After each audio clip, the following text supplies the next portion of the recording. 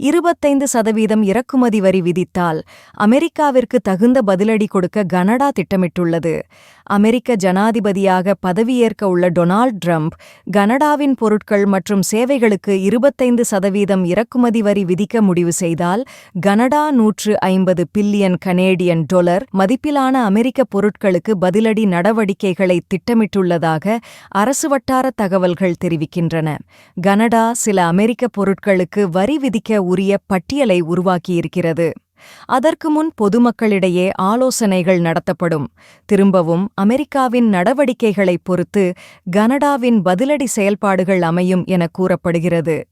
Trump Canada மற்றும் அமெரிக்காவின் எல்லை பாதுகாப்பை உறுதிப்படுத்தவும் புகலிட மக்கள் மற்றும் போதைப்பொருள் கடத்தலை தடுக்கவும் வரி விதிக்க முடிவு செய்துள்ளார். இதன் மூலம் இரு நாடுகளுக்கிடையிலான சுதந்திர வர்த்தக உடன்பாட்டுக்கு பாதிப்பு ஏற்படும். கனடா விதிக்கவுள்ள வரியை 3 கட்டங்களாக வகைப்படுத்தியுள்ளது.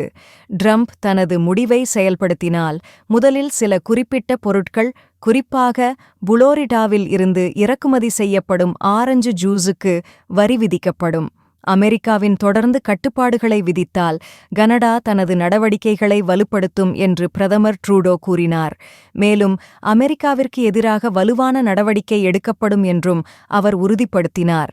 இதனிடையே அமெரிக்காவின் வரி விதிப்பால் ஏற்படும் பொருளாதார பாதிப்புகளை சமாளிக்க கனடா நிறுவனங்களுக்கும் தொழிலாளர்களுக்கும் மானியங்கள் வழங்கப்படும் என தீர்மானிக்கப்பட்டுள்ளது. இந்நிலையில் ட்ரூடோ தனது அடுத்த தேர்தலில் போட்டியிட மாட்டேன் என்று அறிவித்தார். அதே சமயம் உள்நாட்டில் அரசியல் குழப்பங்களும் நிலவுகின்றன.